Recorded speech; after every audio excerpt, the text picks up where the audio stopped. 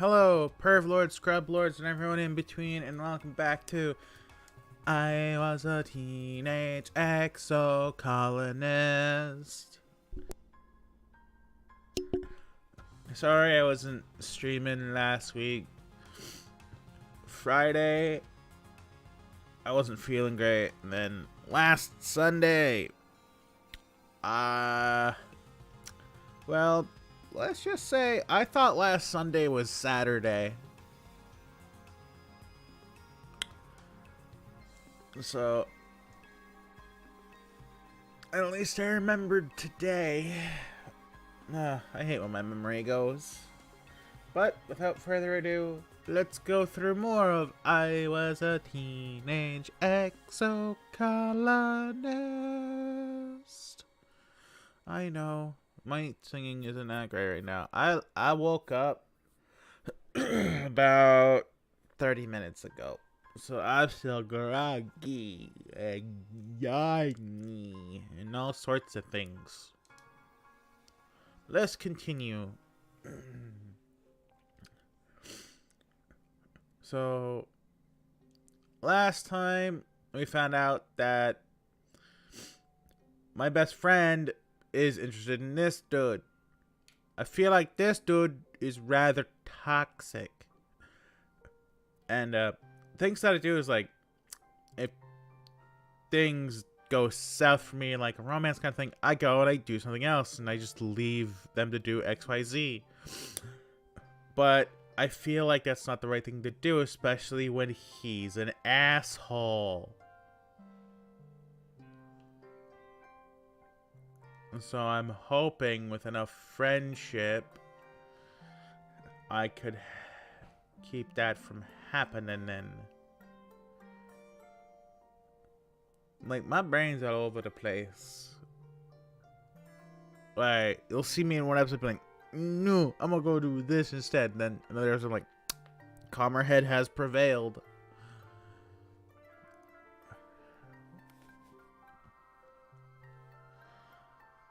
It's like I believe reasoning is at maximum.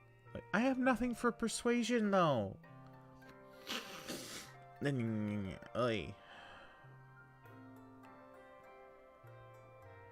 fence, look out. That's perception.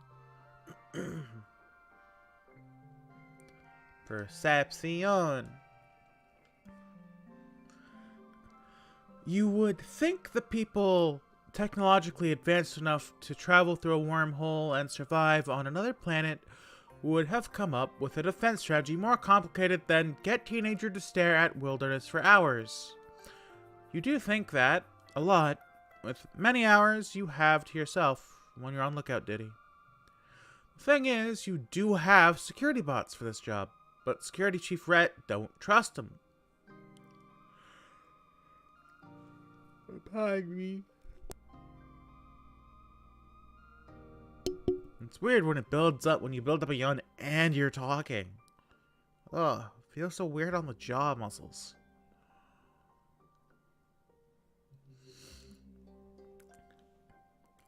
They're nothing like the warrior robots from the holovids. They're really just glorified motion sensors with smart monitors that can identify and report on hostiles. They're armed, but someone has to fire them remotely. Oh, what? What?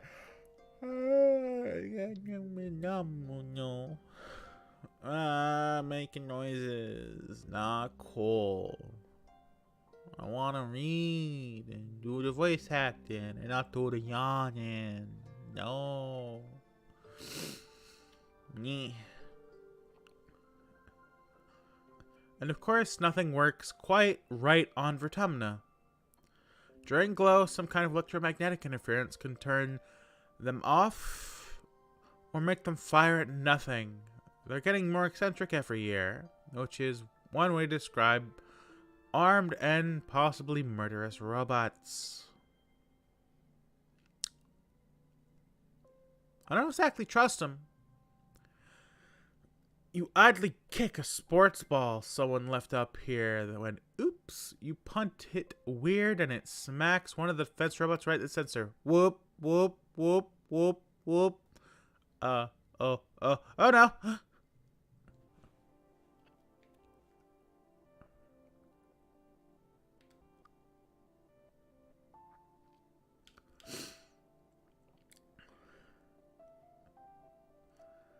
The little camera part whirs, and all the turrets turn to aim at you. You feel a cold sweat prickle the back of your neck. Whoop, whoop, whoop, whoop, whoop. Remember what Rhett said. They won't fire unless a human tells them to. But if Rhett doesn't trust them... Do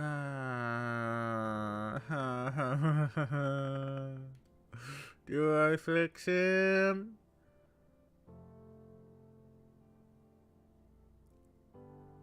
I'll fix him. It's no trouble to reboot the thing and clean its dirty camera. You feel bad for the little fella up here. Just like you don't look at duty, but all day, every day, with no breaks at all. While you're fixing it, some huge flying Xeno went right over your head and, well, pooped giant poops all over the colony square. It's not pretty. You should have seen that coming clicks away, but neither you or the robot camera bot warned anyone. Demetrice.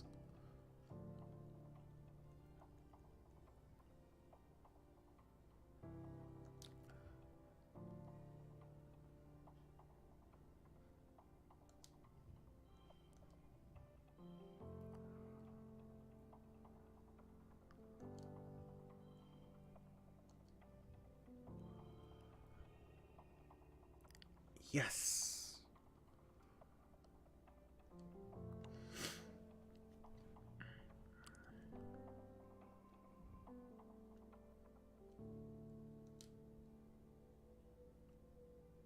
Mid-dust.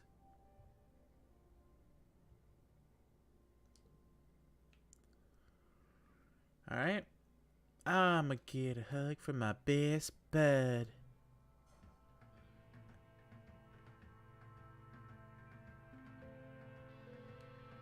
I'm going for another hug. Hee yeah. I don't voice his lines for that because I've done it a few different times.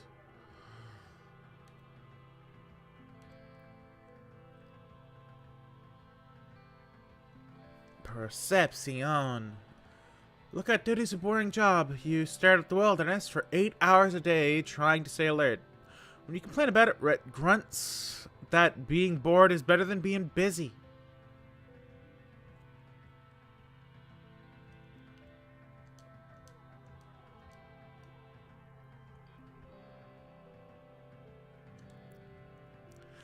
Feppagal!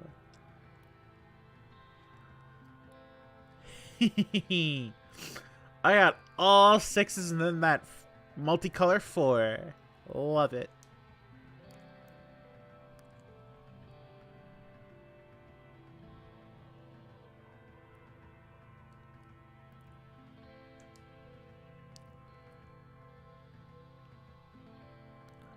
Well, it's next month.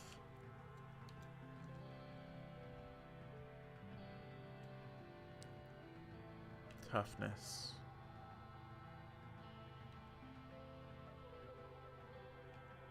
Here's a flower. An enemy looks at the offering. Thanks. And sorry. Thanks.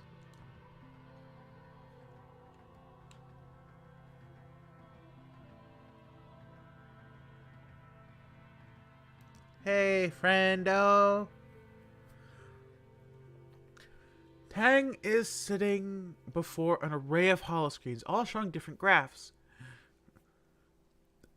Making decisions based on mistakes of the humans we purposely left behind on Earth is foolishness.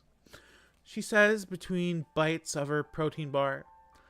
We may as well ask the stars for guidance. Like astrologers, no one's going to be taking questions at this time.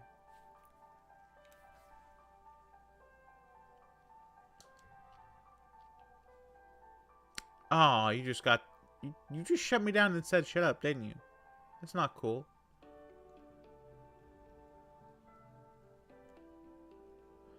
Ah, that's where I wish I could help you, Rex. Is there anything around here to collect?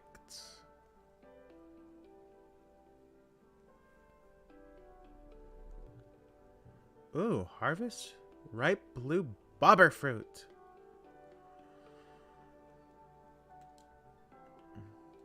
Gear.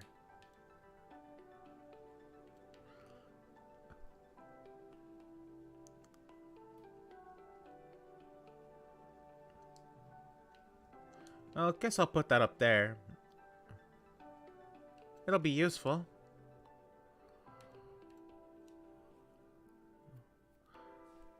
How much do I need?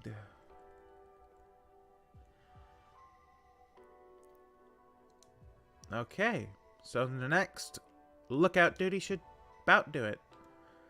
You're joined for lookout by Vase, who's on loan from the soldiers to fill the gaps in the roster this month. Turns out there's a case of mush fungus going around thanks to the grody garrison shower floor, and a lot of people are out sick. Doesn't seem to bother Vase, though. He does bring up how much it doesn't bother him, at least 8 times in the first day alone. Yeah, sure, lookout duty's beneath him, but he's always ready to serve the colony no matter what they need of him. He's a regular hero. Lum asked me to do this as a personal favor. Vase explains to you. He really likes this part of the grand story of why he's on lookout duty. And he especially likes calling Governor Lum just Lum. We've been close even since before this. We've been close since even before this. We used to spar together on the Helio, back when he became governor. You roll your eyes and look out toward the wilderness, trying to tune him out. My perception. Wait, what's out there? As the experienced lookout, you see it first. A skulking manticore is heading for the open gates. You put the guards on alert via your holopalm, and they scare it off with laser fire.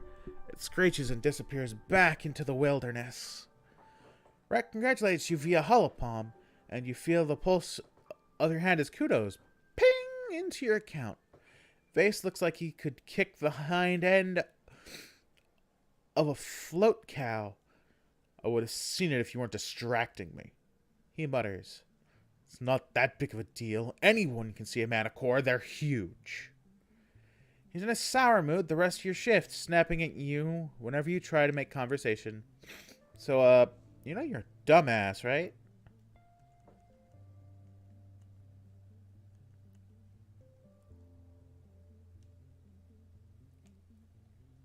Ooh.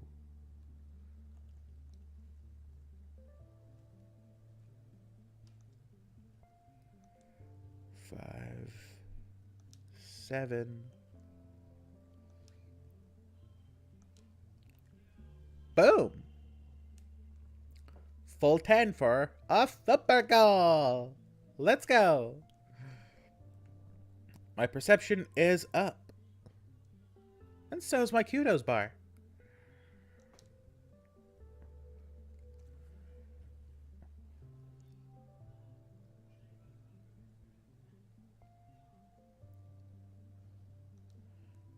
A new perk. Collectibles respawn faster and more slots are filled. Oh, so each item is worth more. So instead of getting like 1 of an item that I pick up, I get 2 of an item. Oh, that is really useful.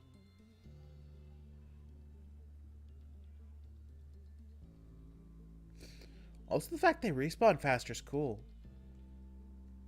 I like that.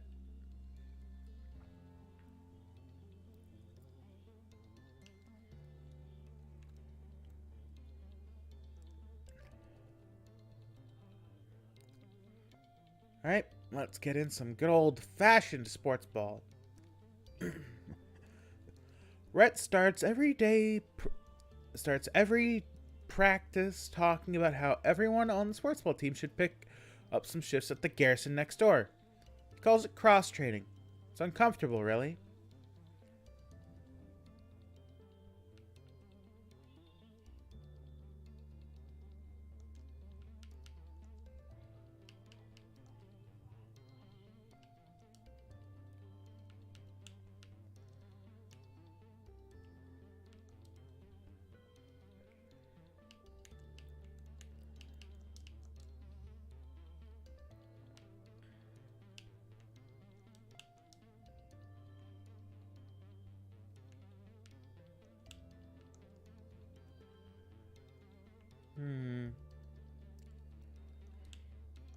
What does this do?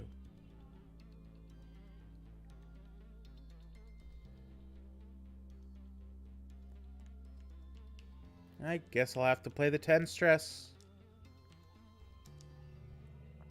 Up.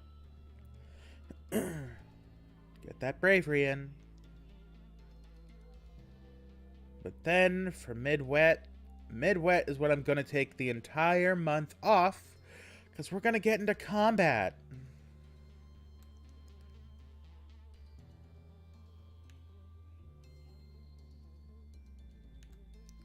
We're going to relax in the lounge. Not that happens much this month. You spend the time spacing out on whatever's on your here speak, occasionally nodding hello to the other colonists passing through. You binge a few seasons of a show you've been meaning to rewatch. And we'll get rid of that memory, and we'll keep that 5, because that 5 is useful.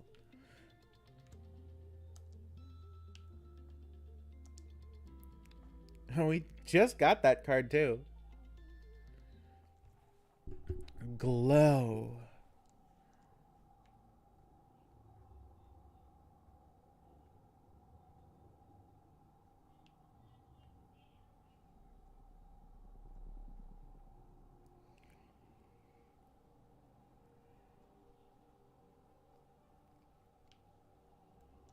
Hey, bud.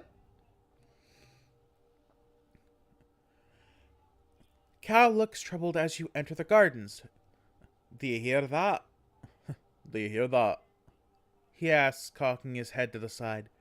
Usually all the critters make more noise than this. I wonder what's going on. In biology of 40 or more. I have biology of 40 or more. Here's a fun fact of nature. You tell him about the time Tang brought a skunk bug for show and tell in biology, and it got scared and made the worst, most smelliest, grossest stink you'd ever smelled, and everyone thought Tang had farted. Then Professor Hal had to clear out the whole room, and it took 2 weeks to get the smell out the bean bags. And it was so gross, but also kind of neat. How such a tiny bug could make a whole room of kids run away. Cal laughs. I remember that, Solomnika. Except the way I heard it. It wasn't Tang. It was you. No! I'm running away. That's embarrassing. No, how dare you remember it was me. No. No.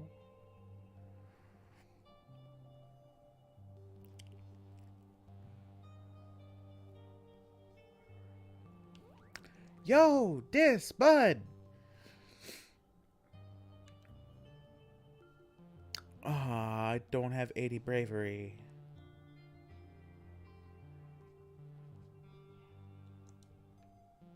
This does look cool, though. He looks like he belongs to the cyberpunk. There's what I want. Glittering cluster crystal.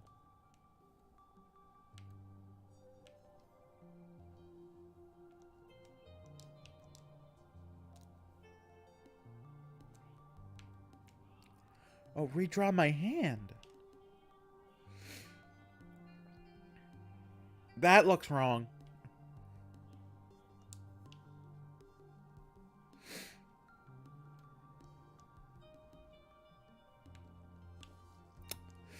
$80 toughness.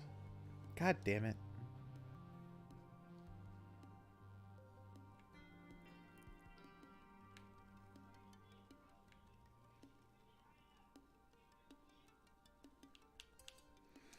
We're getting more sports ball in.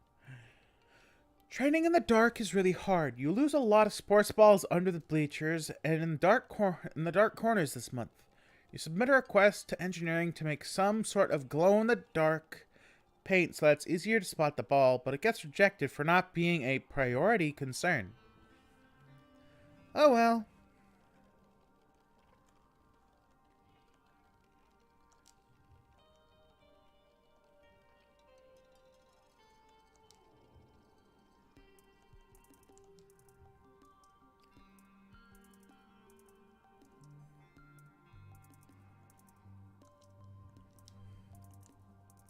At least I made the goal.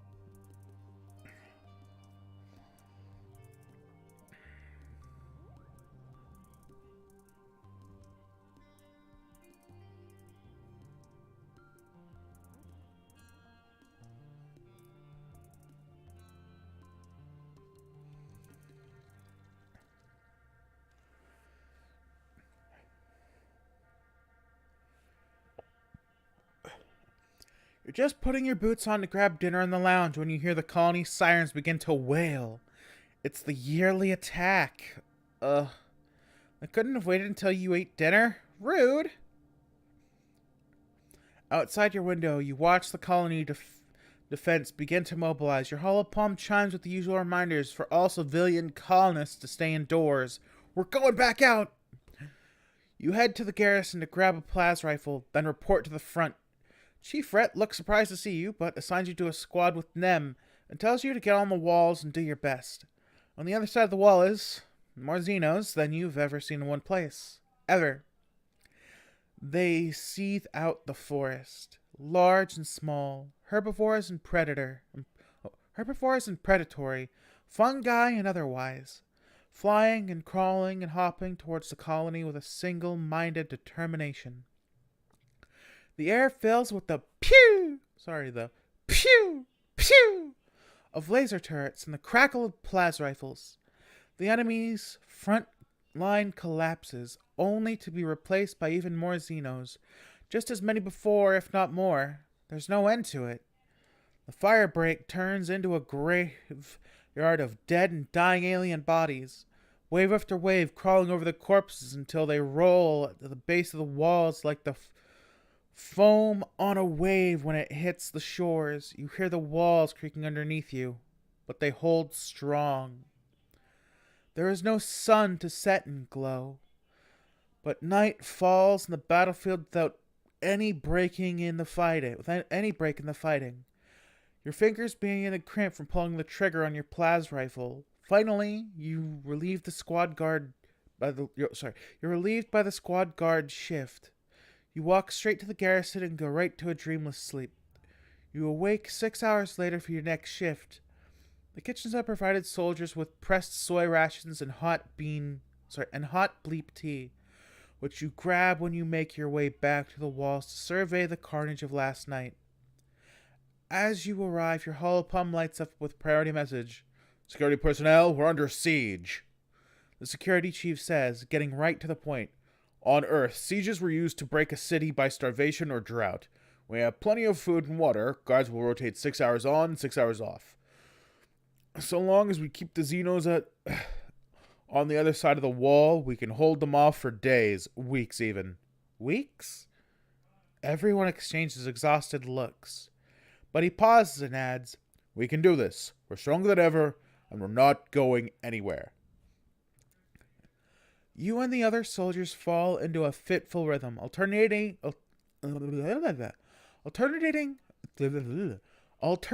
shifts on the wall with brief snippets of sleep. Gunfire becomes the soundtrack of your days, which tend to smear together with like paste. Give me a moment, folks.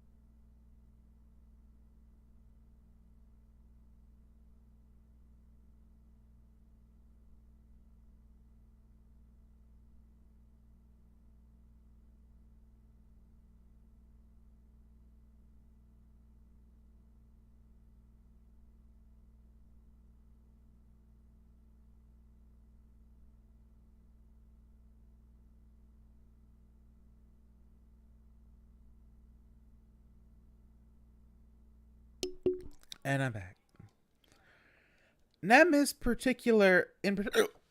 Oh no. I have hiccups again on yet another stream of this game. Stop it.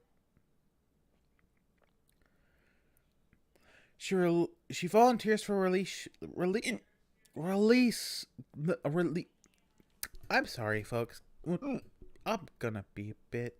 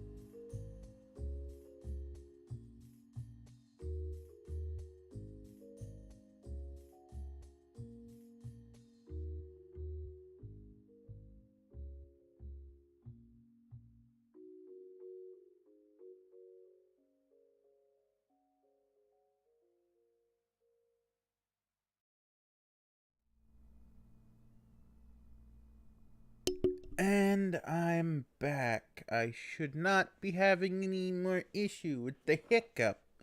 If I do, then maybe you'll get to hear some more Game Chops. That's right. All the music you've been listening to is from Game Chops on YouTube. Look them up. They do a bunch of video game music. It's cool and neat. Alright, so let's get into it. Nem in particular is suffering. She volunteers for release shifts, sometimes pulling double or triples on the wall. You catch her mechanically shoveling soy porridge into her mouth before seemingly seemingly to fall asleep sitting up. A minute later, she jolts awake as someone's spoon clatters against their bowl. Tempers grow short as fatigue sets in. 6 days pass. You're on shift, watching the Xenos batter themselves against the walls. You feel your eyes unfocus at the sheer formless horde of them. And all these days, they still haven't breached the colony. Sometimes they even retreat, ebbing backwards and reforming elsewhere. It's behavior you've never seen before. A group of monsters breaks from the tree line. Nothing new except for one of them. One of the Xenos looks different from the others. Almost humanoid. Wait, is that the one that saved me? No, wait, is it? I don't know. The creature looks suspiciously like a person. At least from the waist up. Below down, it's lumbering chimera vaguely reminiscent of a faceless, wrapped in tattered bits of flesh and bony protrusions. Something like hair flutters behind it as it turns and looks right at you with an unnerving, malevolent intelligence. It rubs its eyes. Yeah, you rub your eyes. Yep, it's still there. It's got a gun! It approaches the base of the wall, and the other monsters urge forward on the pound against the gates. I want to try and talk to this thing. You wave at it, and the creature sneers and, to your surprise, approaches the wall. Little weed. They address you in a halting, rasping voice. Everything seems to go quiet nearby as you strain to understand this talking horror. Child of breeding rabbits, feral pig, kudzu. Its unnervingly human gaze pierces you. Introduced species, you understand. You wonder if you're hallucinating. Is it holding a gun? You slowly nod yes. You understand the words, at least. I am noctilucent. The monster says through a voice box that seems better suited for guttural roars than human language. A gardener. Designation. Pest control. You realize with growing horror that this creature's hair is actually alive somehow, waving in the wind that isn't there.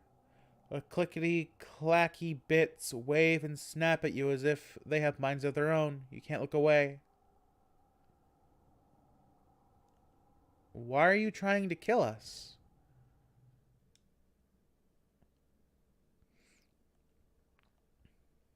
You jump as Nem sneaks up behind you.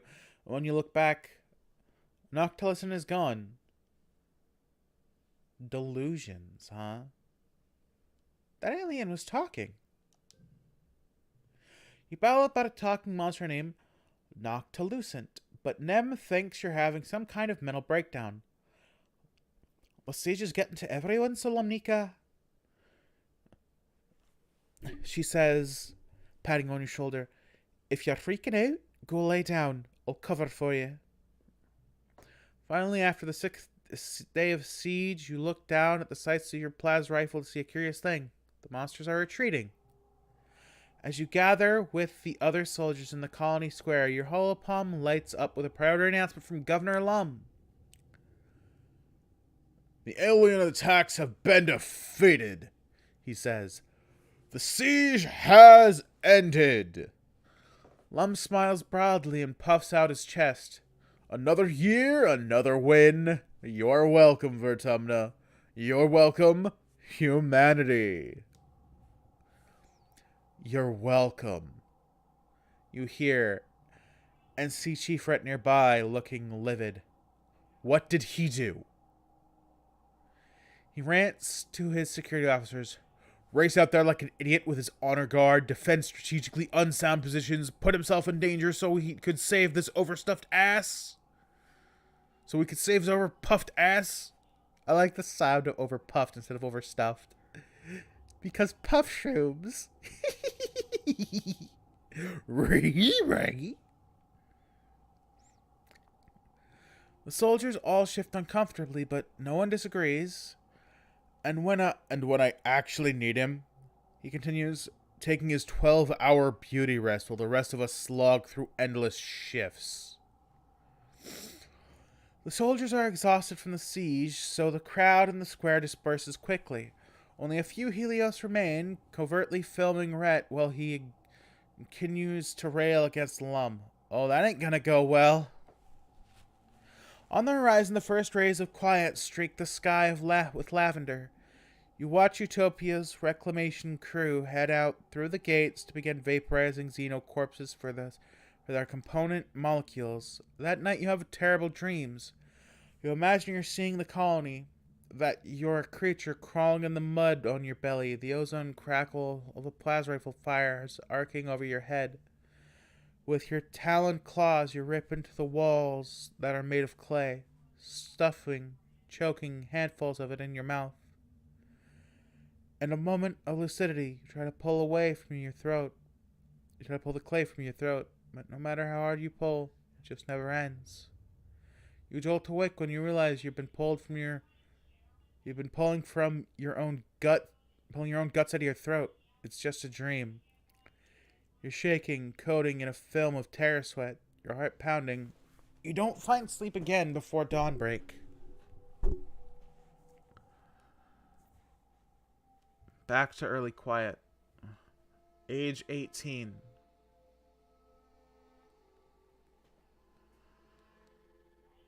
Only got a half heart with an enemy?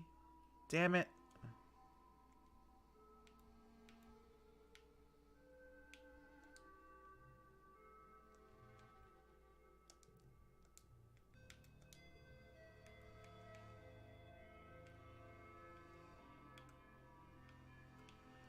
But at least it's still 60%.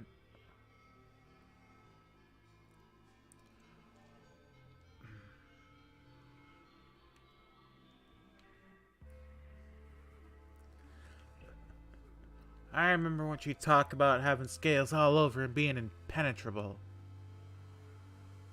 I don't think it's the greatest idea these days.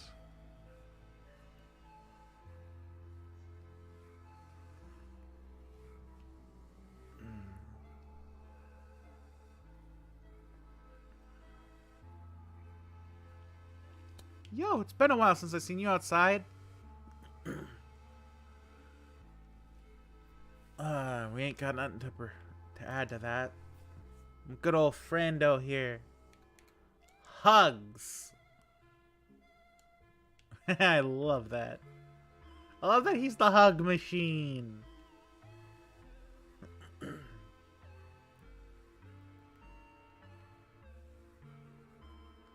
Anything important there, bud? Biology.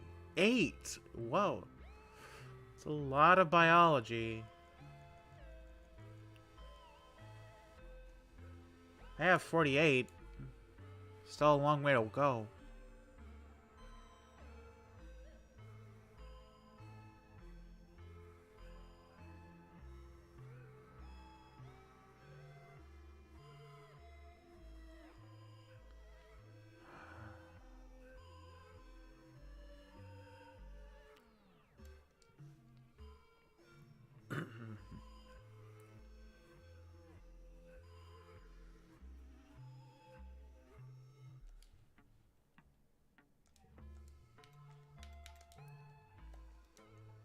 Alright, and with this... What perks do I need?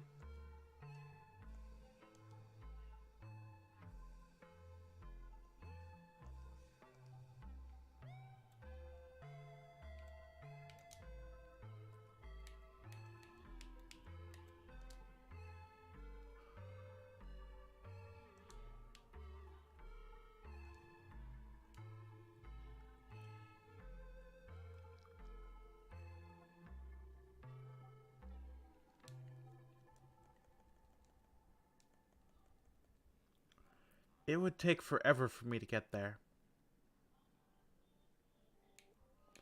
But my perception is up, so let's go get our... Actually, bravery is getting up there. Let's get that bravery up. You play a good game today. It doesn't matter who wins or loses, so long as you play your best and had fun. Sports ball!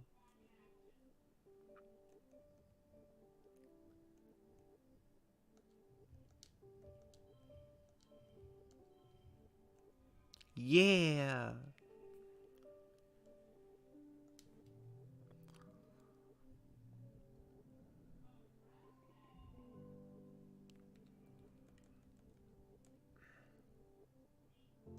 Still gonna be a bit, though. You're all out of bed at noon because you're allowed to. Because it's your birthday. Also because you're exhausted. You barely slept all last night. You've been having these nightmares since the siege. More and more every night. Like they're trying to tell you something urgent. You can't make any sense of it. All the imagery is jumbled together.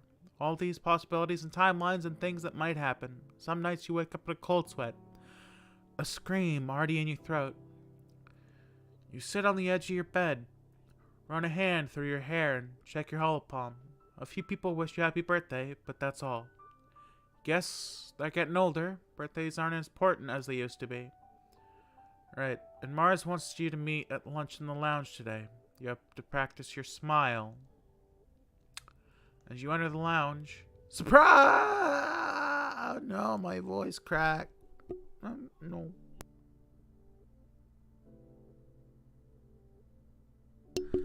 Surprise! There we go. That's much better than my voice crack bullshit.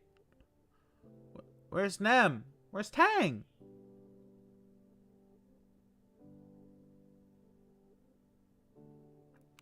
At least 3 of my favorite people are here.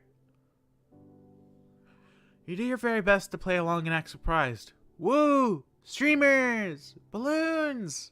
Great.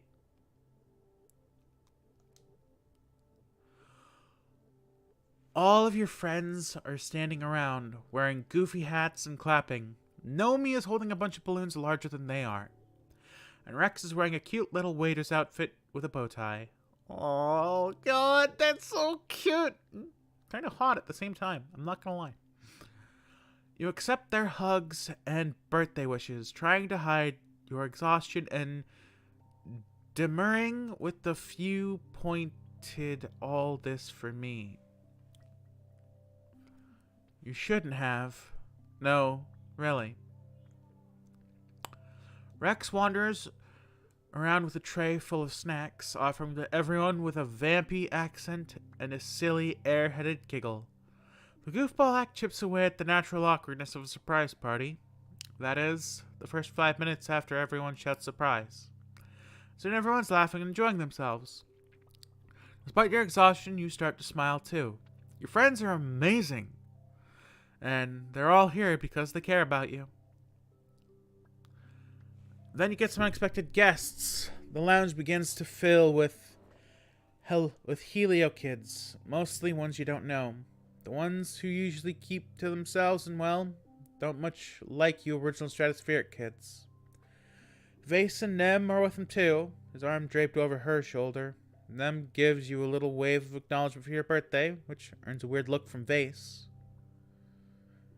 Hey, who invited you guys? Hey, who invited you guys? Cal says, stepping forward with his hands clenched. This is a private party. It's a public lounge. Vase replies, we can sit wherever we want. Cal stomps right to the midst of Helios. You guys... Uno momento.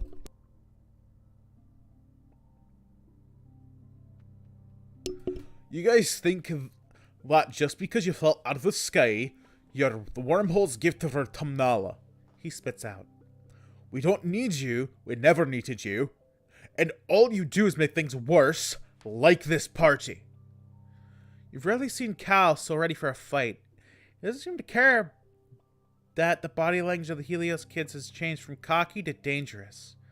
You're a bunch of fascists. You're a bunch of fascists. Cal continues. You and Lum.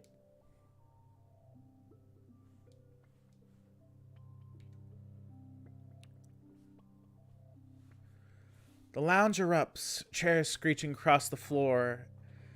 As the Helios jump up. As the Helios jump to their feet, yelling at Cal, calling the colony illegal, and Cal a fugitive. They jostle him around, but Cal plants his feet to the ground, plants his feet and stands his ground. You hear a bottle break and see someone advancing to Cal. He's not backing down. Nem, stop. Make him stop. Hey, come down, guys. Cut it out. Nem says tiredly. It's Solnika's birthday. Don't make it a big thing. They seem to respect her, so they back down, but not before a few parting libelous shots at Cal's parentage and alleged actions with animals. Oh, angry Nem. We haven't seen that Nem. She turns to Callus and pokes her finger in his chest. You provoked them on purpose. She says angrily, I'm not your friend anymore. Don't ask me to step up for you if you're gonna be an asshole. Well, Mars exclaims, clapping her hands, that was enough excitement. I think, let's move on to the important part, cakes and presents. Under Mars' skillfully party hosting hand, the mood shifts back to festival. You enjoy your presents and your cake, but tension's boiling over like this is a bad omen for the rest of the year. Vance is an asshole.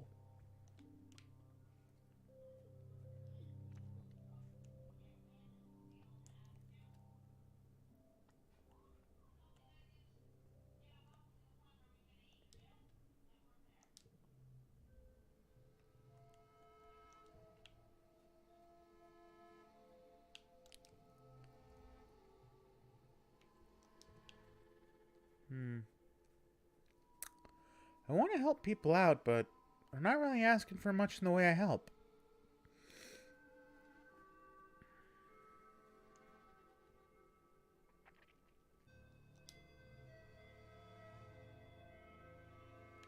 Well, let's get that bravery up. The sports ball pitch hasn't been the same since Com died. Rhett's the coach now, but he doesn't care as much as Com did. He's more concerned with getting sports ball players to sign up for the defense force. You show up for practice and spot Vase and Rex on the pitch, standing within healthy distance between the two of them. Vase is surrounded by a group of friends, and Rex is bopping a sports ball on his head and chest. Surprisingly, Nem is here as well. Rhett must have asked her and Vase to help out with the team because they're usually training Rhett. Rhett picks her as captain for one team and you as the other. Who do you pick? Well, I'm taking Rex.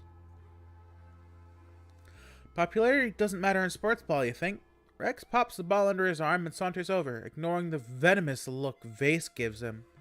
Nem chooses Vase right away.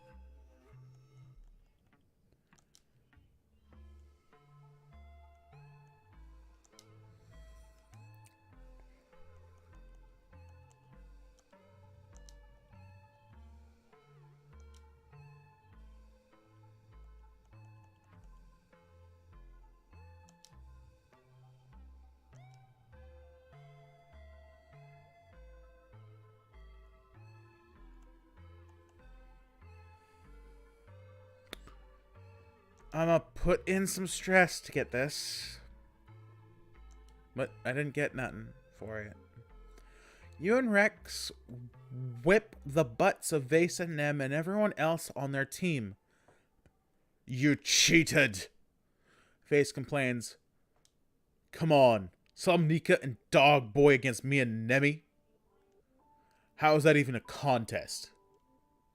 He storms off the pitch, venting about how the game was rigged for weaker players because sports ball isn't a real game. Don't ever call her Nemi. You're an asshole. Nem comes over. I think you did well. She says, good work out there. Rex goes to give her a high five, but she looks towards where Vance has appeared and shakes her head.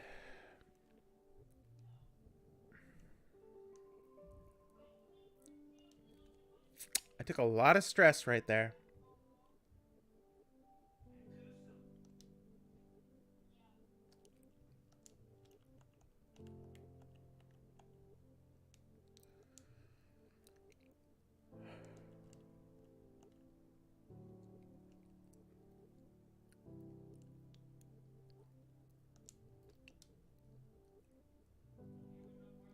We're still putting in that bravery. Rhett's not at practice most times. You hear that he's too busy training with the soldiers. You organize the game amongst yourselves instead.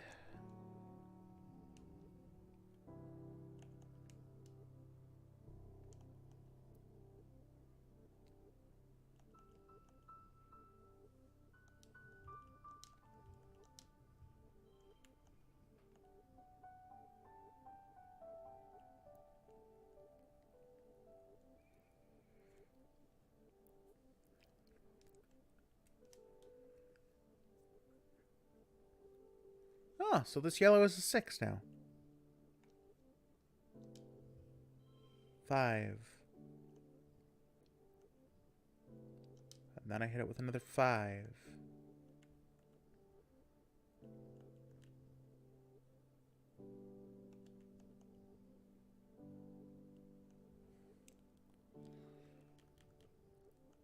Hmm.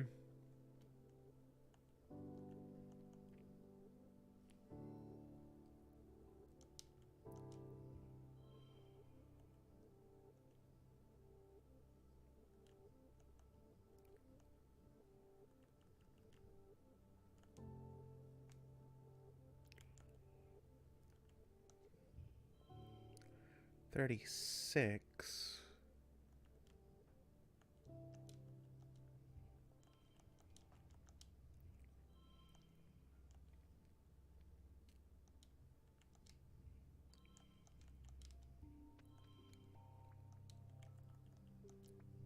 There we go.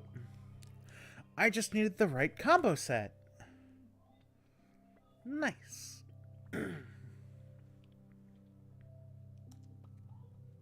I wouldn't have made it without that +5 for general stuff.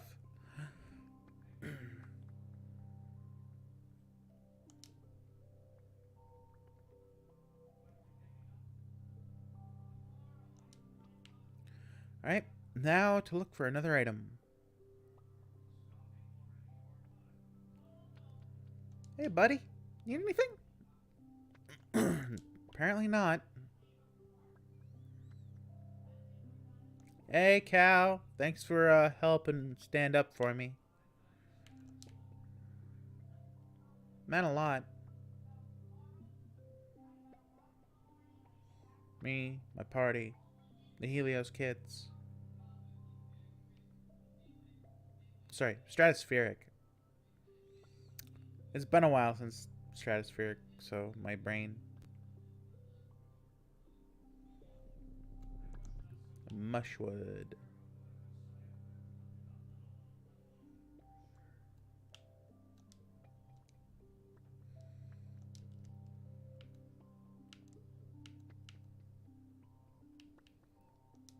I'm gonna give you another flower.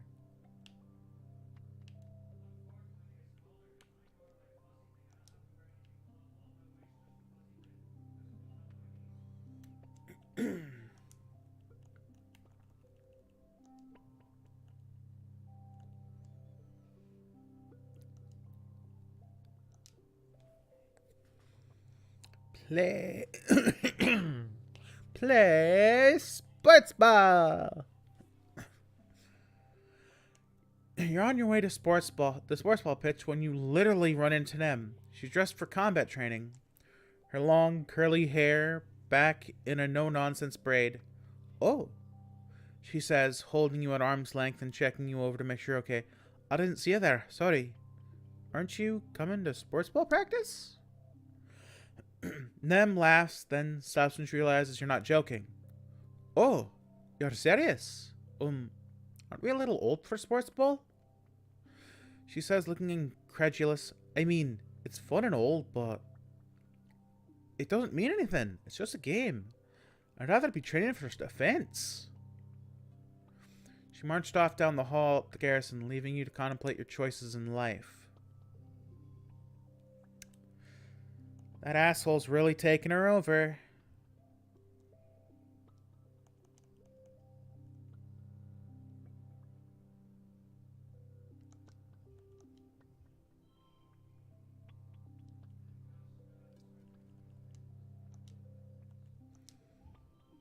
$24. I was doing better on my own. Whoa! I did not see that coming. But I won! So yay!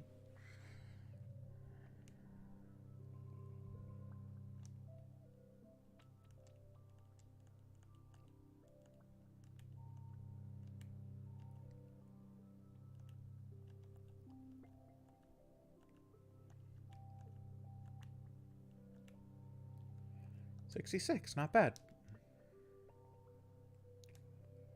Welcome to Early Pollen. With a new perk. Every event in exploring causes 10 stress instead of 15. Oh, neat.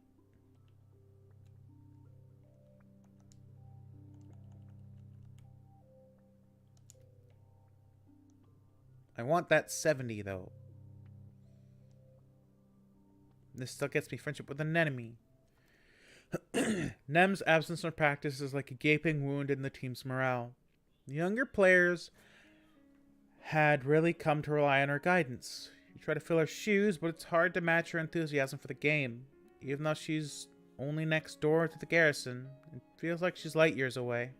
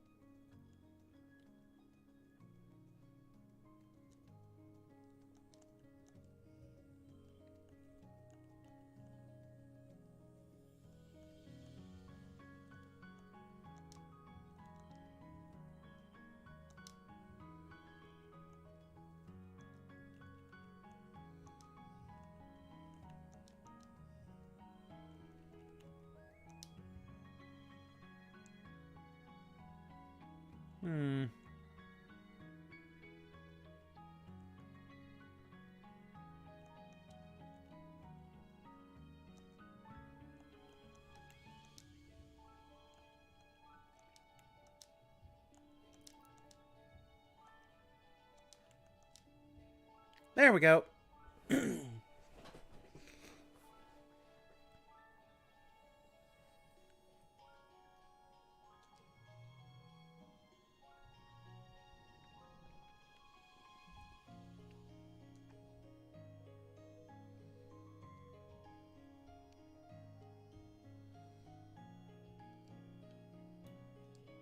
Hey, friendo.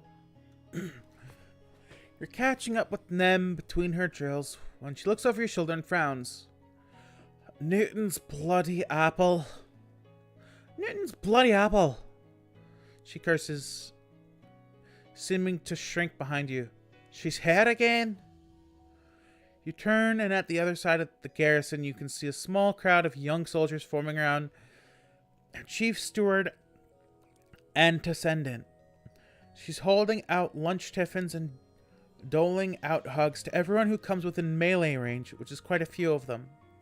You notice just from hanging around the garrison, even some of the transplanted Helio soldiers have started calling her Auntie. This must be why. She comes by every couple of days, Nem grumbles. Like we're still kids in the creche, playing in her skirts. It's still so disruptive.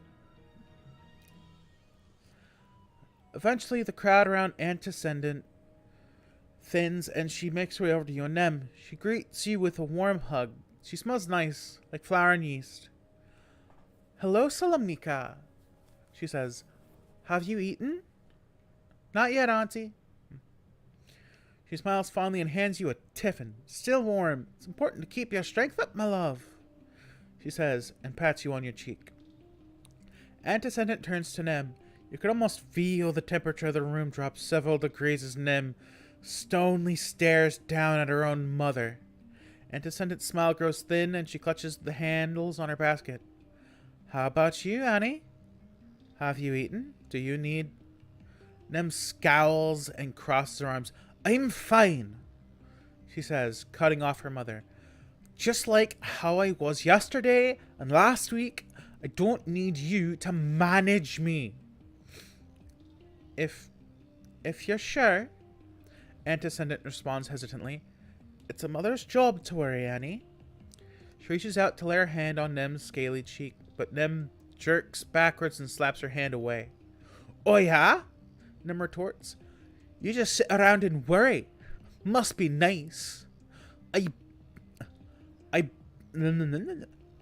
bet you'd like it if that was all I did too, huh?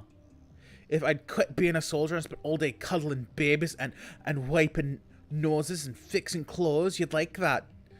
Clothes like you did. Nice and safe in the creche forever. Nem, she's your mom.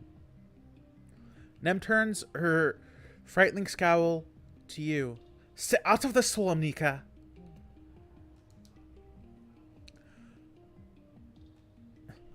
I've never thought of that, Annie, she says, laying her hand on her heart. I worry because I love you, and I always will. I'm just doing what I can to keep you safe. Love doesn't keep anyone safe. Love doesn't keep anyone safe, Nem exclaims, raising her voice enough that some soldiers turn their heads to watch. Her thunderous expression convinces most of them to get back to their business. Clem clenches her fists. Give me a moment.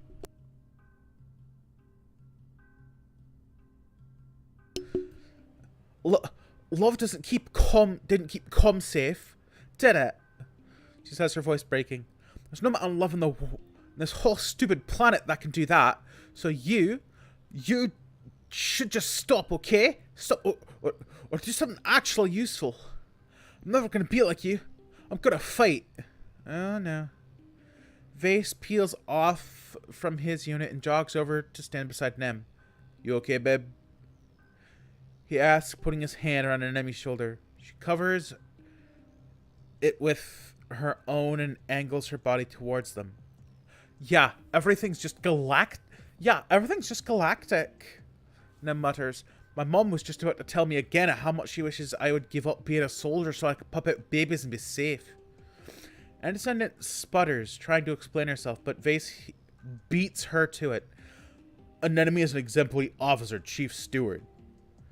He says calmly, I know it's hard for a mother to accept, but we're all much safer with her services to the colony. He puts one finger under Nem's chin, talking directly to her. And remember, Nemi, when we exist to protect people like your mother, to preserve the bonds between parents and their children. Vase gives this antecedent a stiff smile. If the stars align one day, we won't lose any more sons. A soft "oh" escapes Antecedent as she blots her eyes.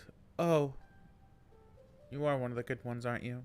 She says, clearly trying not to cry. Just walking on the footsteps of the good men and women who served before me, ma'am, Vase replies. We couldn't do it without you keeping the hearth fit for us. Speaking of, I'll take lunch if you have any left. Antecedent laughs and hands him a tiffin from her basket, then goes up on her toes to give him a quick hug. Over the shoulder, Vase shoots a cheeky wink at Nem, who rolls her eyes and snorts.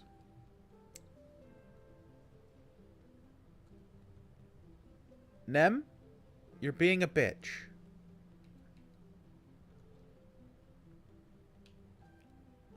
I'ma go get a break.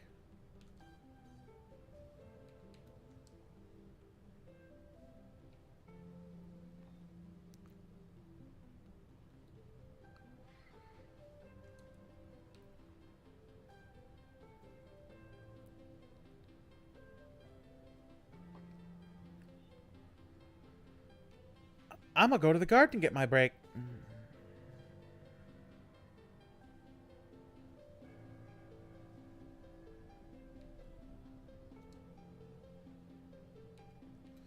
Relax in the park.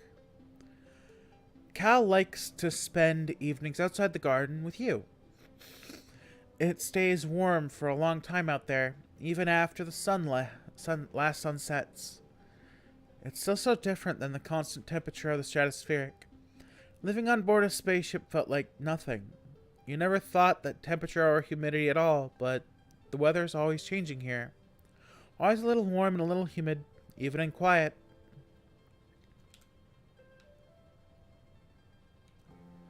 You haven't given up training Minas Ethel to follow simple commands. They clearly have the ability to understand that you're trying to communicate with them. It's just a huge language barrier.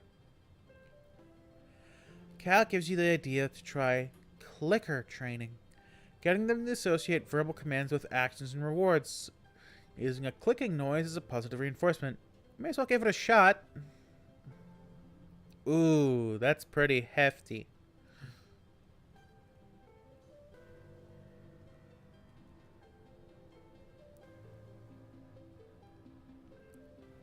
I wanted to rest, not challenge.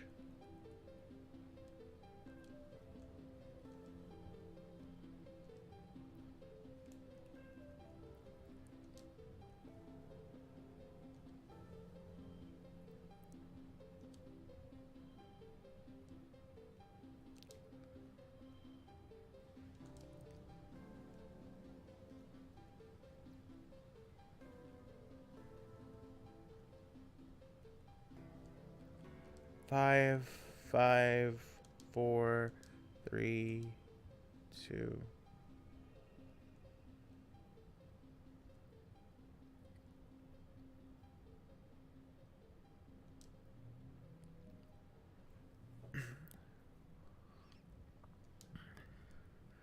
Success. You use the clicking as a shared language, and Minas Ethel quickly begins to respond to your commands. By the end of the afternoon, you're getting pretty reliable results from both stay and follow. This is great. Riki must be more intelligent than people give them credit for. Maybe Riki will be the species that evolves to be codependent with humans, like dogs evolved from wolves.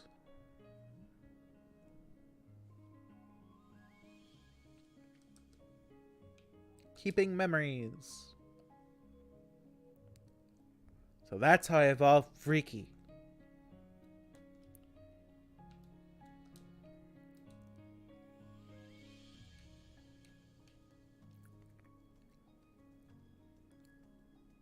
Aw, good old Freaky. Freaky out here looking freaky. Mushwood!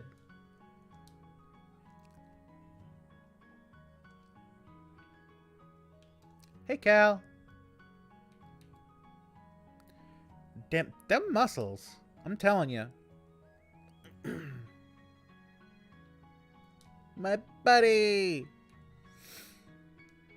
Hug.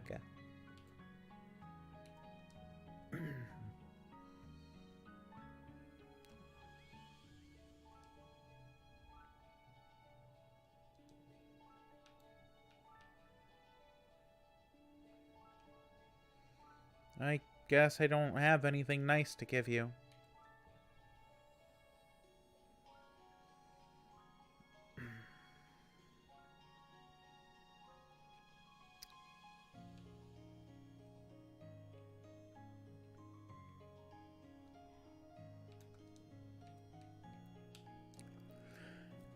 Almost 100 friendship with an enemy.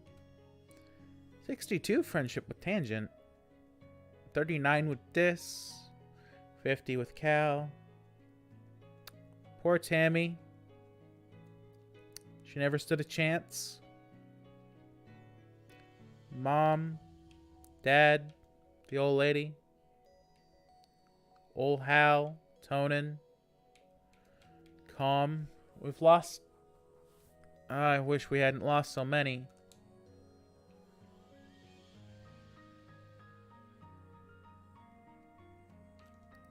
What you doing out here? I'm not afraid to die. I want an adventure.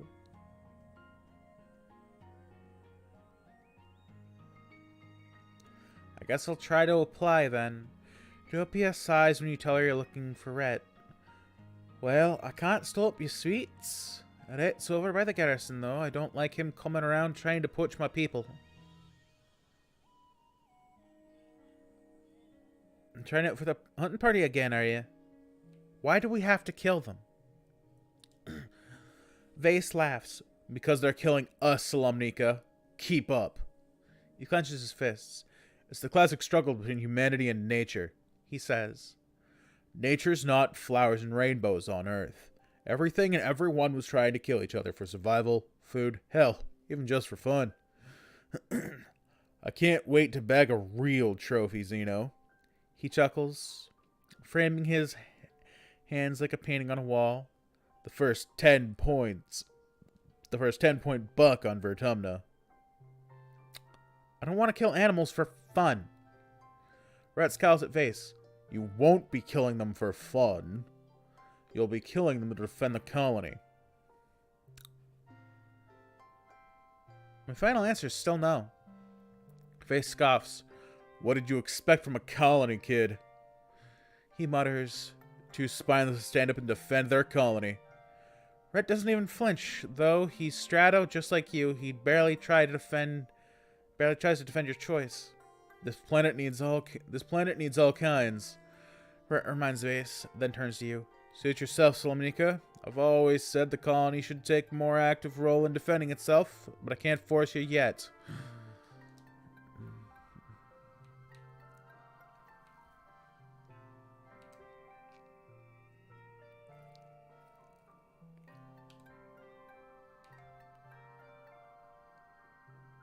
Perception and biology.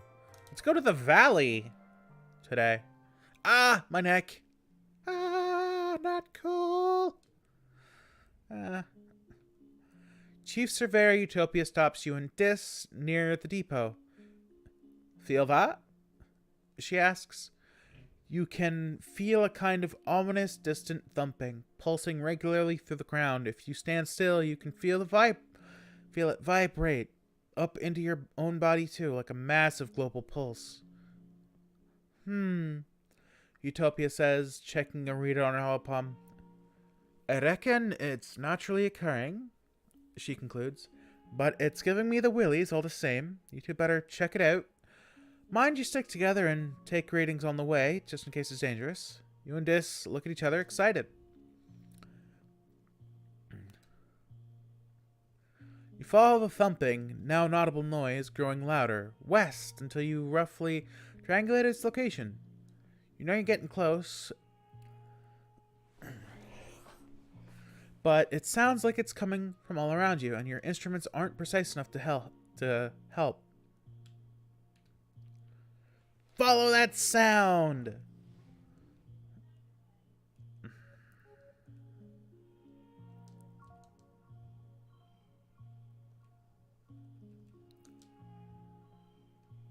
Oh, it really put itself at 0.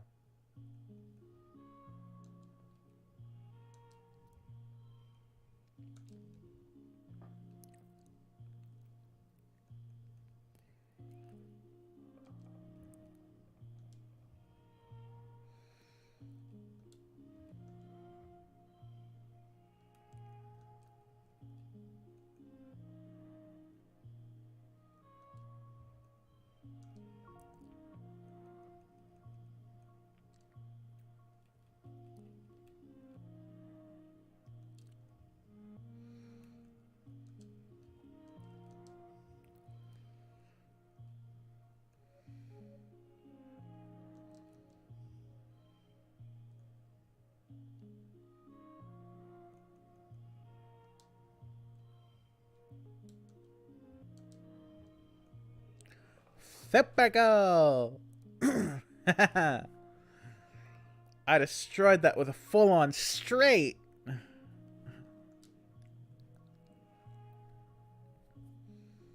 Two, perception. You find a machine, an ancient broken down machine. like a small pyramid-shaped building made from some sort of dark stone or bone that looks almost like it grew that way. Except it isn't broken. It's just so very old and overgrown, it looks more like a pile of rubble and toots than a building or engine or whatever it is. Still, a thumping noise comes from inside it. The vibrations are strong here, making your gut feel weird. Thank God for engineering classes. You don't notice it at first, but there's a curious path in the ground moving away from the machine, a line half a meter wide where the dirt is a little more worn and bare.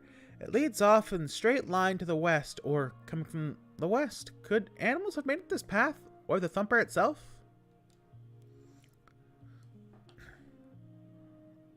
Hehe, mental boost. 10 to kudos. It's definitely not natural. On some parts of the thumper, you can see what might have been writing once, carved deep into the not quite rock. It must be thousands of years old. Whatever part of it still works is deep down in its core. It is a funny smell too, sweet like something fermented. Puffs in the air from vents near the top in time to the thumping. You also notice that animals here are a lot more aggressive than normal. Even the insect buzz more annoyingly overhead. Your scanner registers higher levels of attack pheromones. What's going on? The fauna don't like it either. Eventually, you head back to share your findings with Utopia. Totally an alien civilization. Dis insists. Utopia scratches her head. I suppose. Maybe. She says, "You said it looked ancient, right? Perhaps there could have been another sieve here long ago. We have found other signs, but nothing active like this." Seems to be pointing west or receiving something. She snaps her fingers. There's some right ugly ridge lines out there that have kept us from checking that direction, but we've got gliders and motivation. That's half the battle. She makes a note on her hollow palm. I'll open up the western ridges for surveyors. She says, then grins. Whew. Say that 3 times fast.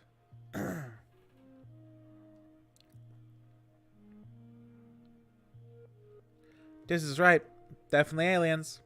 Dis nods solemnly.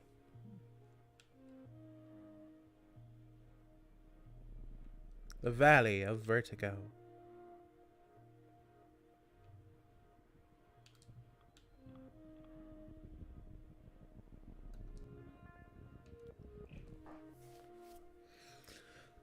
You decide to take a shortcut through the jungle path that you're sure was just ahead, and now you're lost.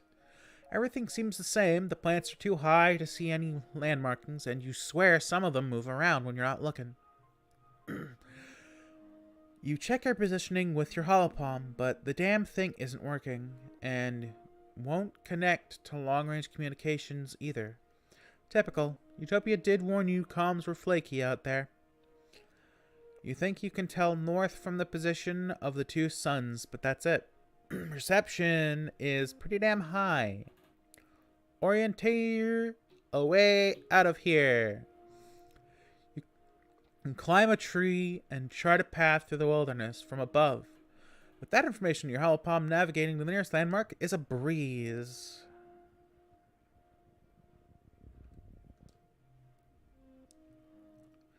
Freaky are carnivores, but the juveniles are too small to take anything larger than an insect. Not so much the case with this one. The freaky blocking your path is pretty large, probably about as tall as your waist, and it's growling at you as it over a carcass, something even bigger, which seems to be missing its head. Ugh. I'll wait for you to leave.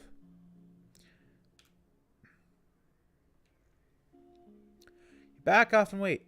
It sits there and gnaws at the animal slowly for hours. It's disgusting. Eventually it rolls over and takes a nap. Its many legs kicked up from the air and its tummy bulging. You try to sneak by, but it wakes back up with a hiss. And you can finally pass. only one stress. Another Vriki. Come not just one, but a whole swarm of Vriki. Mostly just babies, about the size of your head. They're all amassed around a massive tree, scurrying up and down the trunk. When you can see the tree itself under the swarm, you notice it's the same pale pink as the baby Vriki. Its tentacles, like roots, meander a fairly large distance before plunging in the ground. When the Vriki see you approach, they get agitated, and they look hungry, definitely hungry, like dozens of hungry grapefruit-sizzled, furry pink spiders, the stuff of nightmares. Bravery, 50 or greater. You walk up the tree and put your hand on it. The baby Vriki swarm around the trunk, very upset with you, but they calm down to see that you aren't doing anything.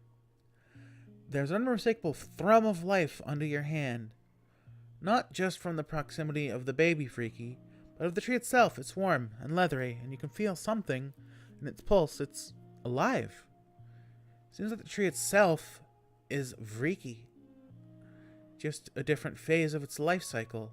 Does that mean the little clusters of fruit in the branches are Vriki eggs? Or maybe cocoons? There's so much you don't know. But you do know that this nursery tree is a special place. There's nothing to forage here, though. These ravenous youngsters have stripped everything edible from a wide radius as you move on.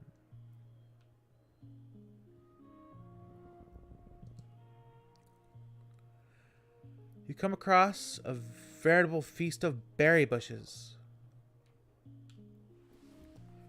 Goopy, sagging bushes and enormous purple berries look delicious. Biology challenge.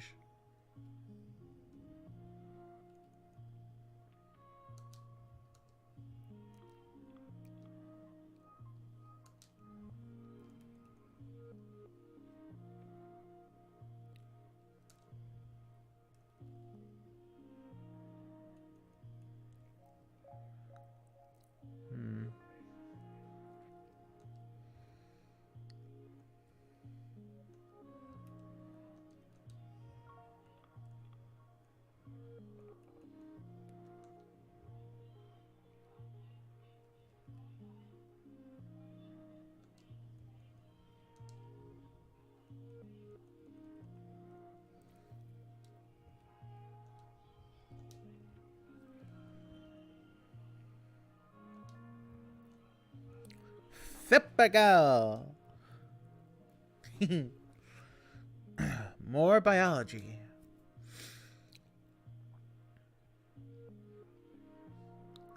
Oh, these purple berries. They're not even in the Holopedia's berries. They're some kind of explosive seed pod.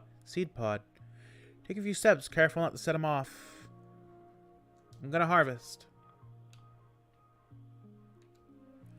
As soon as you get your hands around the fat-sized berries, you hear a pop and feel the rush of heat against your face. These aren't berries, these are exploding seed pods, literally. You stop, drop, and roll to beat out the tiny flickers of fire in your coat. You're lucky it wasn't worse.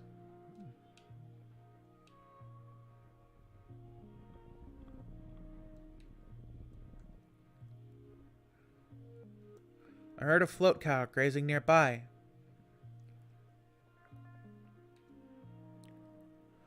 You watch them blob along, occasionally releasing streams of urine or clouds of helium to maintain a steady height.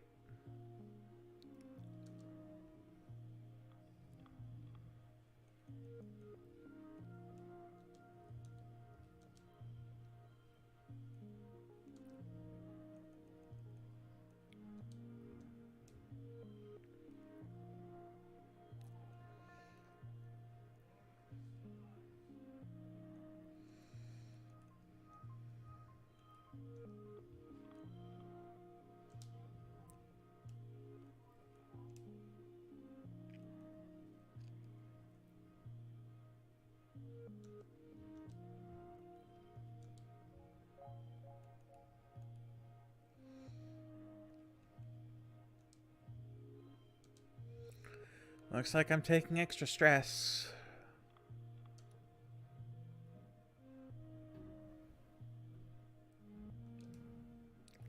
Eventually you pick out One young female that looks undurfed and moves more slowly than the others. She seems like an outcast. The others won't let her eat, and they keep chasing and harassing her. She should be easy to catch, and as she menstruationed, as she is maybe easier to tame. You get a lasso around her and hold her down while she whines in terror and releases her piss ballast to try and get away. You're in the blast radius, but you hold firm. You're able to bob along. You're able to bob her along behind you all the way back to the depot. Well, howdy, Utopia says when you bring the float cow in. What do we have here? Why, you're a real cowgirl, Solomika. I'm a mite jealous. She inspects the tired float cow. She's looking a little under the weather, Utopia proclaims. Here's hoping we can nurse her back to health on the ranch. I'll take her back myself, but come here to see me anytime in geoponics.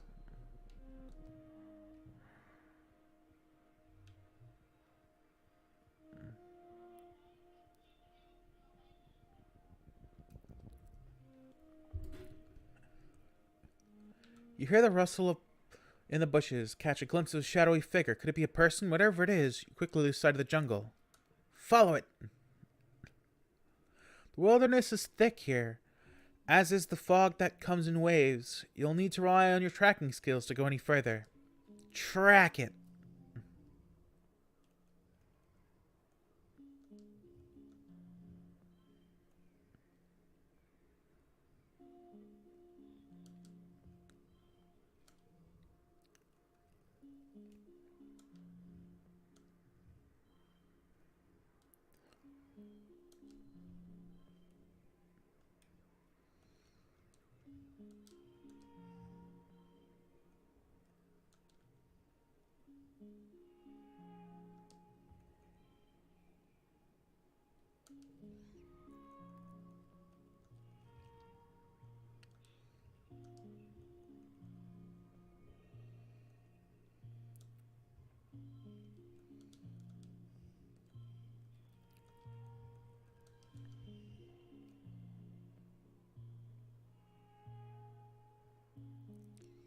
Fipaga!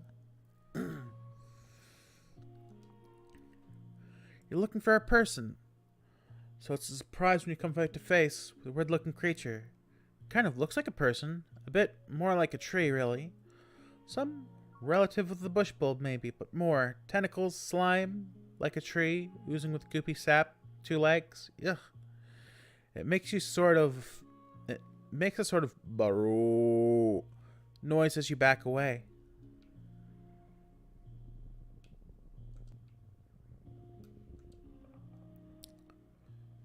You find a healthy bush and harvest some leaves to bring back to the colony. Utopia is beyond excited when she sees your haul. Oh, blip! She cries, shoving her hands right into the basket full of rustling leaves. Solomika, you're a girl after my own heart. She pops a leaf in her mouth and chews on it, then shudders happily. Oh, she cries. That'll perk you up. But good. Aunt Anne brews a heck of a cup with this stuff. But me, I prefer it raw. She points at you. Don't you get any funny ideas? This'll turn you green and give you spots. Cross my heart, stay away until you're older. A potent brew. Ugh. Just because Utopia was born on Earth, she thinks she's an adult just like the rest of them. She's closer to your age than all the other adults. What does she know anyway? You wait until Utopia leaves and shoves a leaf in your mouth. Oh. You struggle to not spit it out right away. It's so bitter. You can't help but stick out your tongue. Blip, indeed. Mysteriously, you experience a rush of giddiness a few minutes later. Oh, wow. The blip sure is good. No wonder adults keep this stuff away from kids. It's probably addictive.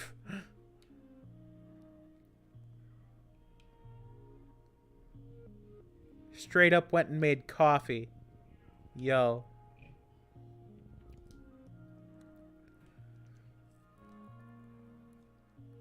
You come across a field full of flowers.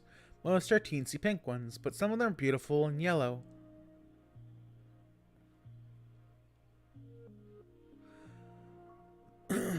You check the holopedia, looks like they're brand new species. They don't even have a name. They need a name, like butter dandies. Even though they look neither like buttercups or dandelions. Honestly, they look more like spitting cobras than anything. Pick 'em all!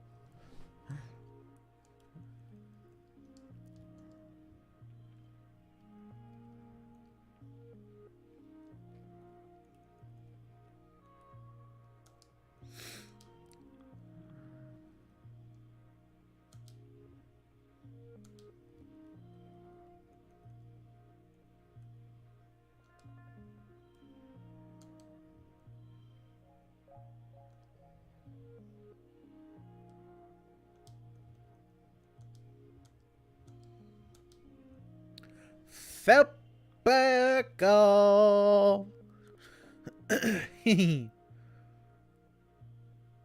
87654.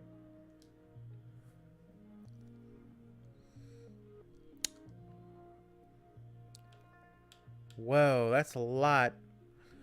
You notice there's a distinct difference between the blooms. As you watch insects buzz from flower to flower, you notice they leave a trail of slightly more pinched looking specimens. The pollinated ones will likely close up and be shriveled by morning. With this knowledge, you pick 3 healthy, unpollinated beauties.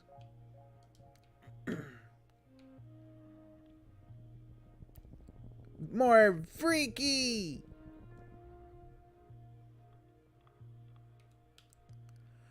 A curious freaky blocks your path. It's acting strange. It scurries up trees and hangs upside down to get a different angle to look at you, then drops down when you try to pass underneath.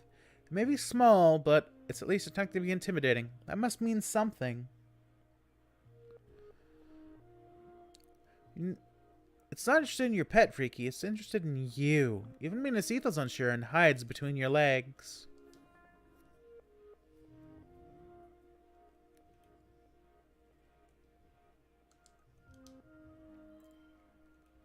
We're pulling it straight with this one, folks.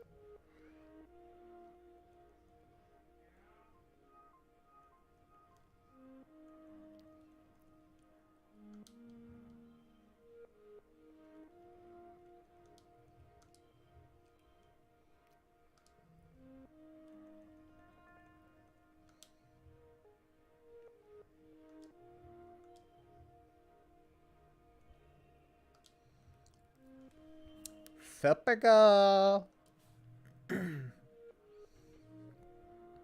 Another bravery. The Freaky runs up your leg. It's a giant spider thing, and it's got weird tentacles and get off. The urge to dance around and shake it off is almost uncontrollable, but you manage to keep your cool. The Freaky tastes you with its tentacle feeler legs, but doesn't look interested in causing you harm. It pokes at your backpack, trying to get in, then gives up and scurries off.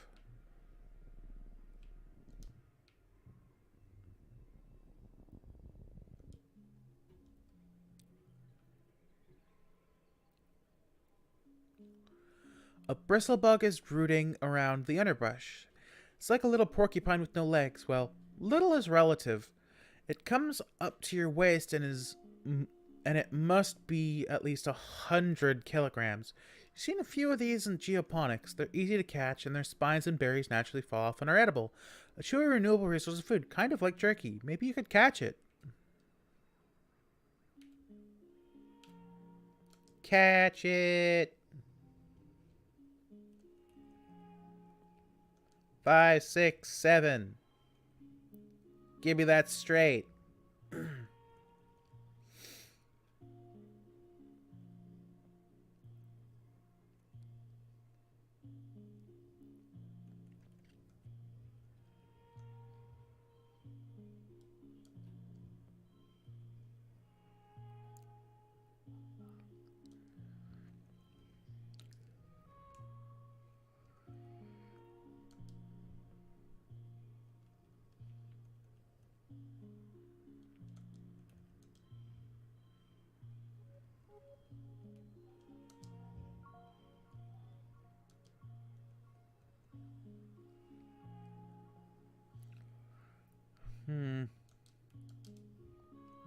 That's 24.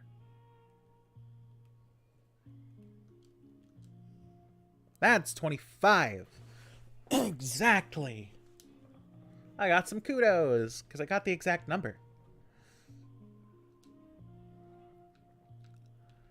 You're pretty sure this one is a female because it has bristles on its butt as well as its head. Her eyes are a deep green. You think you'll call her Emerald. She seems calm in the net, like she isn't too worried about where she might be going. Crouched down with a clump of leaves and she sticks her muzzle through the net and eats them right out of your hand. Her whiskers tickle.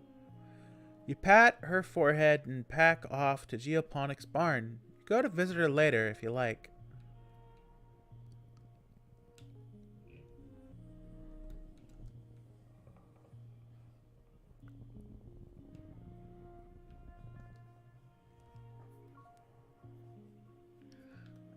The Valley of Vertigo spans a huge and relatively safe area. It's so rare to see other foragers here, it's surprising. Then, you come across Utopia and two other foragers crouching in the brush. Psst! Solomnika! Utopia hisses, beckoning you over. Get over here! You slink over the other foragers. Through a gap in the underbrush, you spot a terrific sight. A fully grown manicore has fallen into a nest. Lays 20 snap bladders, and they're engaged in what looks like a battle to the death. I've got 10 kudos on the snap bladders. She says, I fell into a nest once. I was laid up in medbay for a week.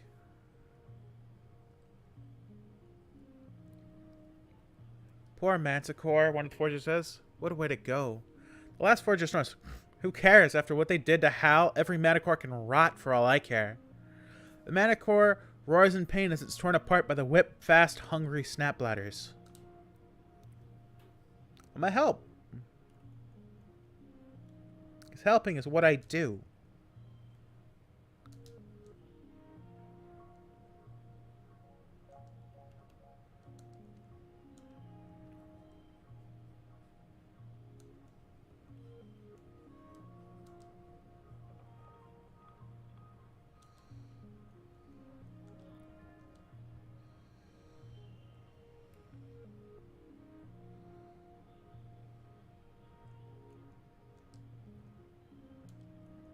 The ultimate typical.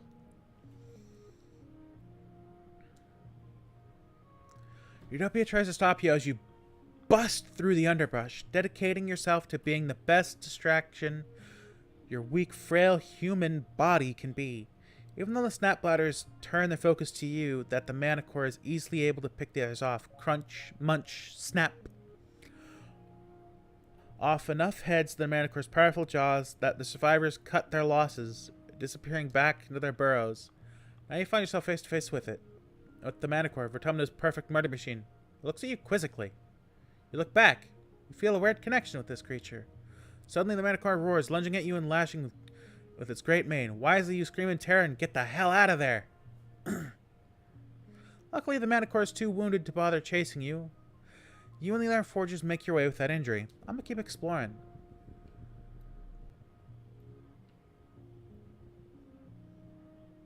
I've never made it to the end of the exploration like that before. Cool. Your path is blocked by a massive 8-legged xenofauna. Something between a spider, a squid, and a bear. It's in a rage, grunting furiously and bashing itself against trees and rocks at random. You duck and hide as it glares in your direction. It's breathing heavy. Its breath heaving and dozens of eyes gleaming with madness.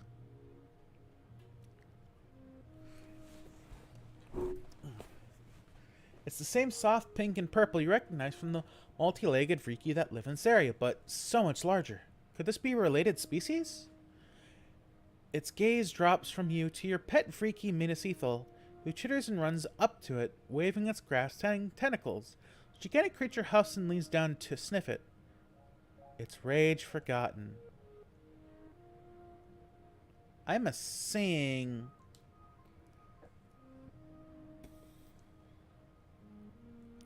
Four, four, four. It's an equal.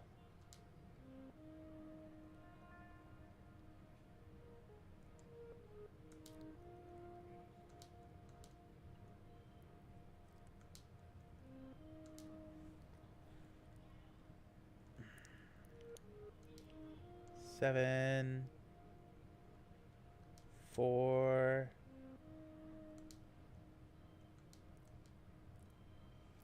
Typical.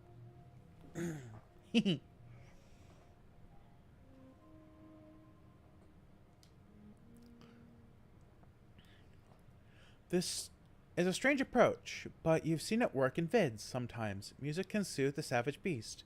You sing a lullaby, the great beast looks at you with curiosity. Eventually its eyes drift closed and settles down, tucking its many legs underneath. It must have been very tired to begin with, like a toddler who skipped their nap. You leave the creature and move on.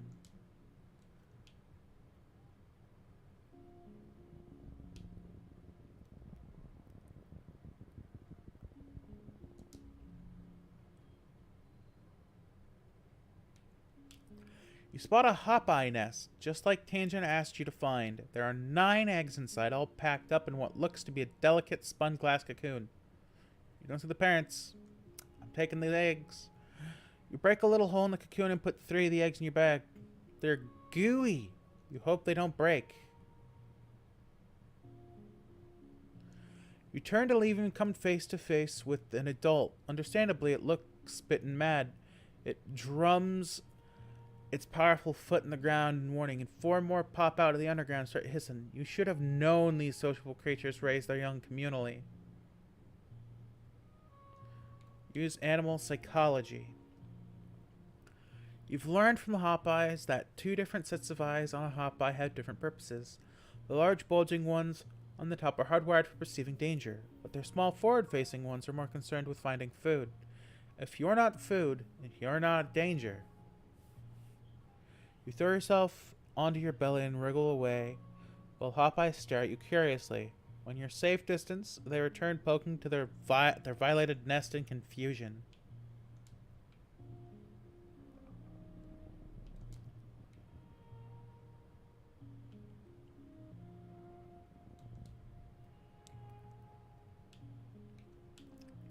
Something about the ground here draws your attention. It's oddly lumpy. What's up with that?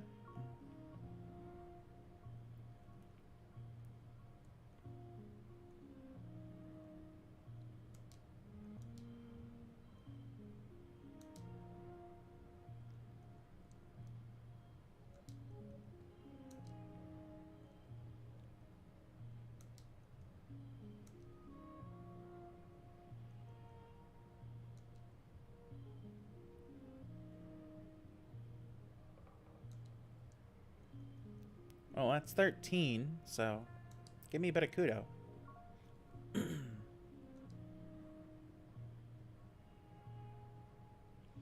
Whoa, a Watato minefield underground? The recent rains swelled the young melons to bursting. You better watch your step, or you'll be knee-deep in Watato juice. Good news is, they're tasty. They're so dang heavy, the calorie-to-weight ratio isn't optimal. Most are too young, but you find a ripe one. Deck it up and roll it to the depot. You're too worn out and tired to continue. You head home.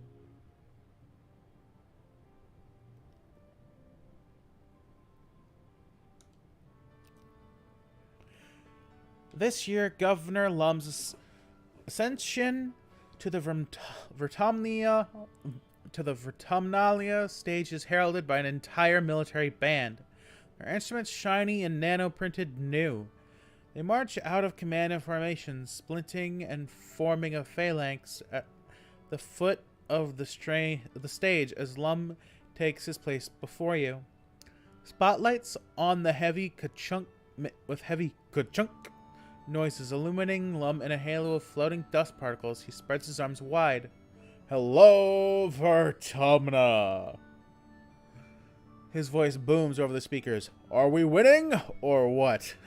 Are you winning, son? The reaction is mixed. You look around, it's easy to see the ones cheering the loudest are Helios and people who fully adopted their mentality, like Nem. The Stratos are more reserved. Even some silent. Security Chief Rhett's one of them, his usual stony expression hiding his true feelings. Regardless, there's enough cheering that Lum has to wait for it to die down before he continues. We're killing it out there, people! He exclaims. Every day we claw a little more territory from the savage aliens of this planet. A Watato pod arcs through the air and lands in a broken splurt at Lum's feet, splattering him with juice. You don't see who threw it, but the faction from Geoponics is looking restless. They begin to jeer and stomp their feet. Lum continues on, raising his fist. These Xenos attacked us first, and now they're learning no, you don't mess with mankind. The crowd is eventually split between cheering and booing. The Stratos are agitated, and you hear calls for things to return to how they were, and how Lumna soldiers are killing the planet. Even the council lined up before the stage and facing the crowd look conflicted. That ain't how it is. That ain't how it is. Utopia turns and hollers up at Lum. You don't even know what it's like out there. You just send folks out to die for your stupid war. Utopia hops on stage and routes her own hear-speak through the speakers. He's lying, she yells bitterly. This year we lost 2 surveyors in the swamps, Sorrel and Quinny. They'd be alive today if Lum hadn't set out to clear out a manicore den for no good reason. She jams her fingers against the governor's chest. The only threat to our colony here is you. Lum's smile don't change, but his eyes go cold. He snatches Utopia's hand calmly and slowly crushes her holopalm crystal with his thumb. You can hear the crunch of the bones of her hand before her cut feeds out. Utopia yelps as her knees buckle with the pain. Her bravado gone, she holds her broken hand to her chest and, too shocked to resist, Lum shoves her off stage. The crowd is stunned into silence as well. Lum clears his throat and approaches the end of the stage, booming tall over the council. Thank you for your input, he says icily. Your concerns have been noted. This isn't the buffoon Lum present on his daily holovids, or the nuisance he is when he visits a work site. You see something in his eyes you only catch glimpses of before. Hatred. You Stratos are lucky we didn't crush you under their boots and take the colony by force, he sneers. Before we got here, your colony was doomed. You're only alive because I was merciful. Just a bunch of burned-out hippie fugitives. What was your plan for surviving out here? Wishful thinking? Singing songs? Talking to the animals? Laughter ripples through the Helios. You. He gestures to the council, then jerks his thumbs at his chest. Need us. Not the other way around. I'm done pretending. I need to listen to your opinions. If you want to live, you do as I say. He stares at Dr. Instance, who glares at him with hate in her eyes as she tends to Utopia's hand. Maybe it's time to clean house, he threatens. We need team players here, ones who share one vision for the future of Vertumna. After a few tense moments, Seek clears her throat. Sir, shall I continue the traditional formalities? Lum scowls down at Seek, then throws her hands in the air. Whatever, do it. If it makes you feel better, you're all cowards. He turns and stalks off the stage, his marching band scrambling to follow through with this exit song.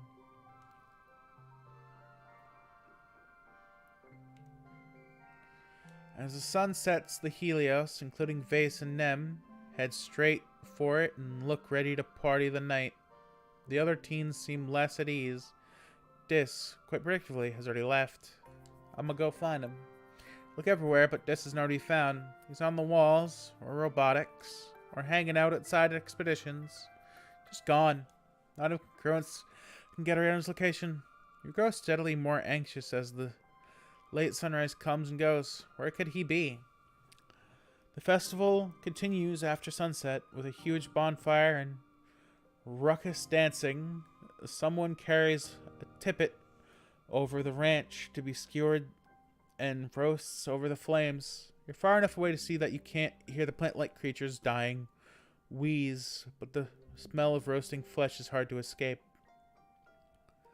As the party winds down, you catch sight of familiar shadow creeping through the forest glass. Congruence cheerfully informs you that she now has a location data for Dis, and you breathe a sigh of relief. At least he's home, But where was he? A week after Vertumnalia is one of the hottest since you landed. You're supposed to take some time off for a much-needed break, but it's just so humid and awful, and tempers are short. Shortly after the festival, you start seeing graffiti cropping up everywhere. It seems that a lively, if not particularly civil, conversation between the two factions is being held on the flat surface of the colony. Lum announces a zero-tolerance policy for political graffiti, but you notice not every tag is being removed. Just the ones against the war, of course. Atmosphere of the colony is oppressive, as thick as the choking dust heat itself. Everywhere you try to relax, people just want to talk about war. To make matters worse, the sweltering nights are making your nightmares intense again. You return to work feeling more stressed than before.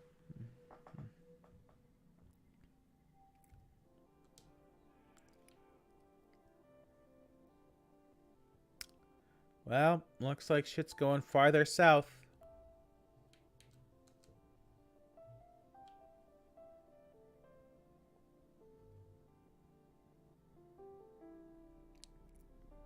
Let's see what I scavenged, though. Whoa! 9 yellows? Plus 1 to a card and change it to yellow. Plus 2 to a card. Plus 1 to a card and change it to blue. Nice. I got a good amount of cards out there to help me with challenges.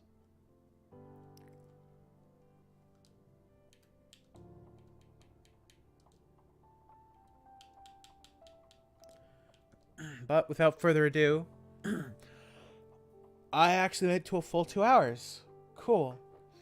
Remember to have a great day, have a better week, have an even greater month, and keep this year better than last year, because I know we can. And I'll see y'all, hopefully, over on the JDMR, which I'm a part of, where we make videos, or on Friday, if I don't forget or get sick. And remember, keep it safe out there, guys. See ya.